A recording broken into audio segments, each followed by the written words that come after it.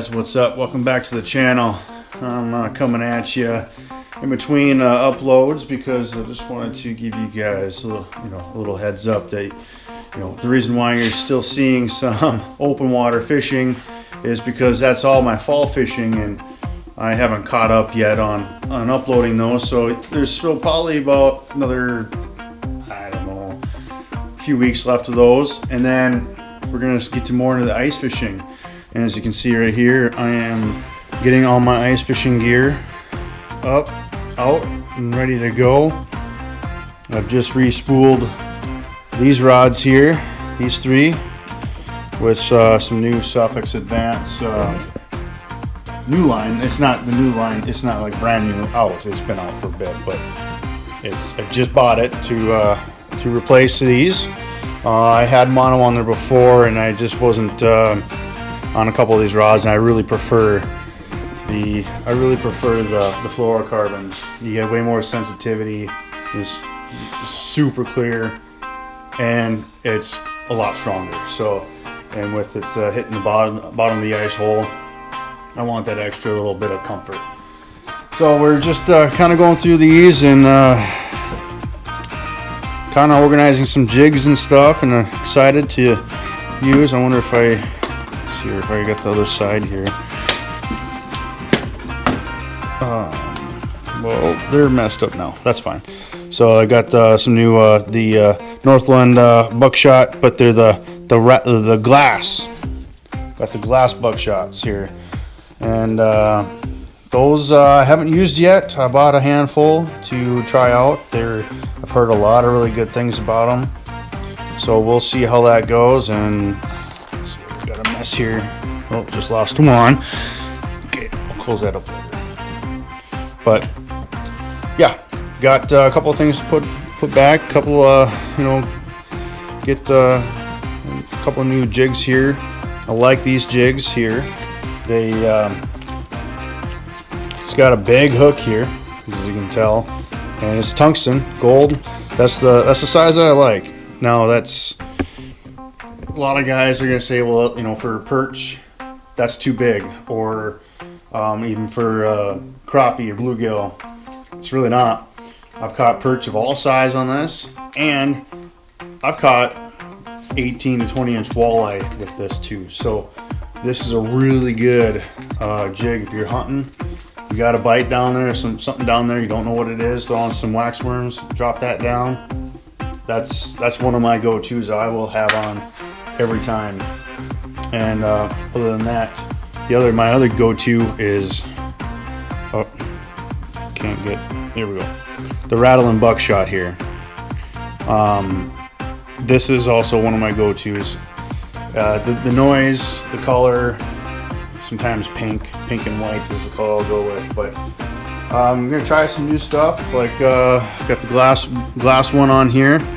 Looks like a glue top, but blue top, and orange and yellow. Orange, yeah. There's a little bit of orange there. You can see it.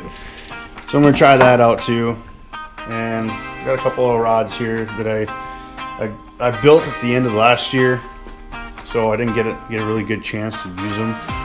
I'm really excited to. A couple different handles that I put together that I haven't seen before, but I'm sure someone has done them before. I just haven't seen them. So be good to give that a shot. But dogs are playing. And here's my sled that I built. Custom built this off of the Auto Pro big sled here.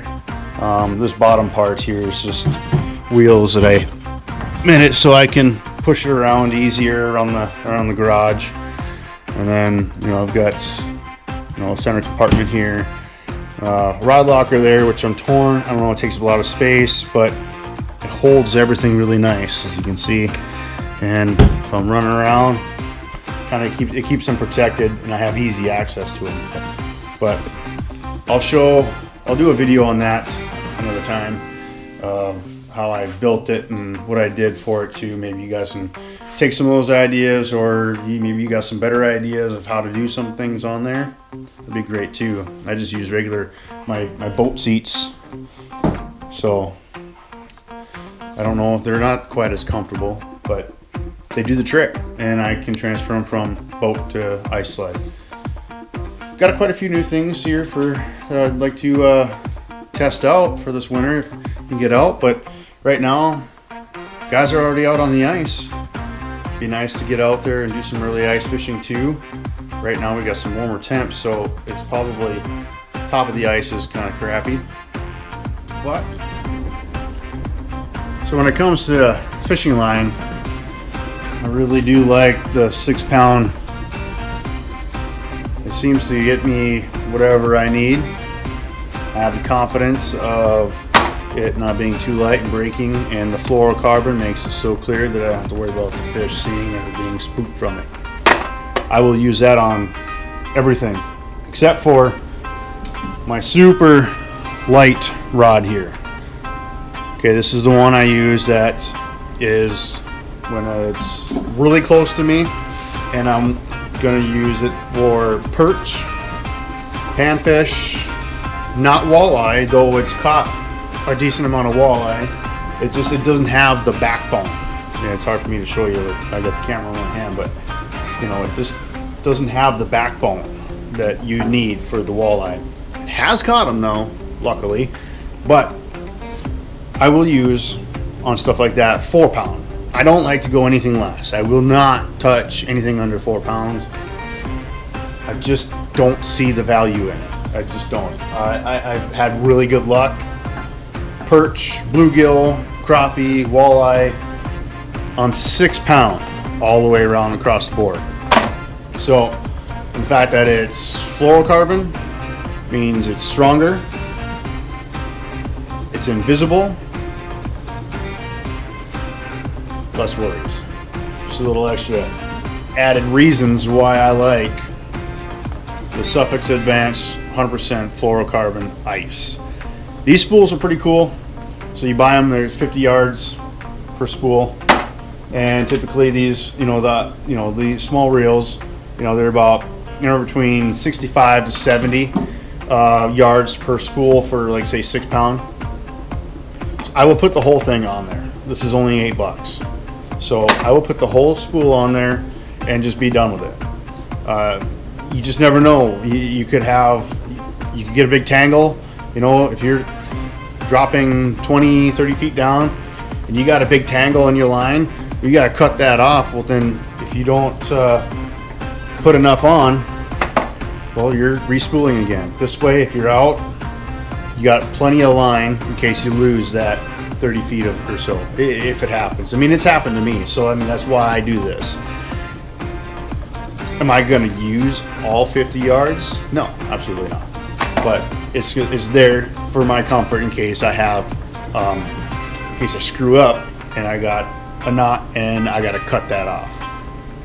It's not good to fish fluorocarbon line if you got a knot in it. It weakens it big time. So another little tip there for you guys. One other setup that I always like to have is some kind of a bobber rig. This isn't exactly my rod of choice for a bobber, but that's my jigging rod. But I just kind of, at the time, I didn't have anything else on me, and I wanted something, so I put that one on there. But I'll always have something with a bobber and set it down there, or a rattle reel. I started using those last year.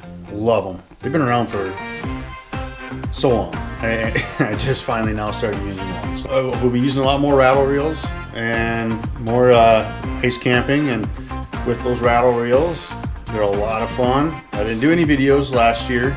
We'll do some this year for sure. Thinking right now, I'm just going to put new line on this reel here and kind of get things a little bit more packed up. I already got things set up the way I wanted to for right now, but we'll get them packed up a little bit better. Put the ice, the lures away, ready to go. So all we got to do is grab the sled, lures, rods, and auger and go.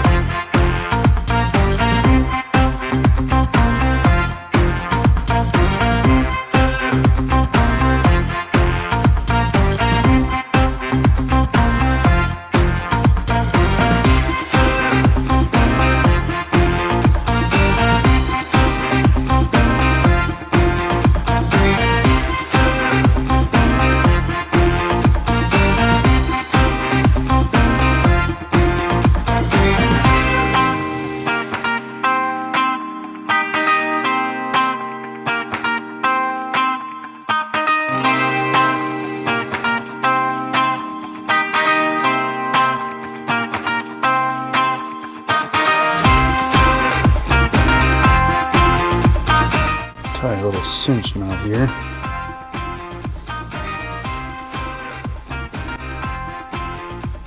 Wrap it around the spool.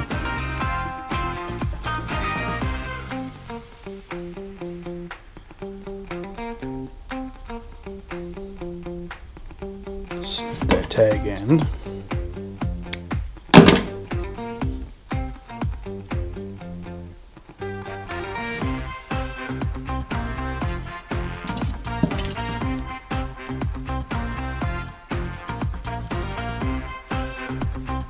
Flip your bail, bring your spool to a spot where you can wind it. A bunch of different ways, guys, will do this. I will simply just put my spool in like a box or something like we got here, and then I'll just we got a Lennox Curious here. Get out of the way, buddy. So I'll just kind of hold it with the fingertips here, the line. Keep it tight on the reel. Keep it tight right in here. So that way your line is semi-tight when it goes on your spool. And let it rip. And just do this till it's all the way on. Now you just tie your preferred knot, and I will put on a little barrel swivel here. You guys can see that, but yeah, I'll put on a little barrel swivel, and about, I don't know, between 16 to 24 inches up from the hook. And then I like to put on all of my ice rods a little quick snap here, and because I like to change out colors and sizes of everything very often. They're not going to bite the same thing all day long, so this makes me more efficient. And then what you can also do too is tie on a little bobber stop. Put a little bobber stop on there before the swivel, before you tie on the swivel. So that way, if you ever want to use that rod ever for a bobber rod, you got it. You know, you can be very versatile with that rod. You can either use it for a bobber rod or you can use it for a jigging rod. Just depends on the action and what you're comfortable with.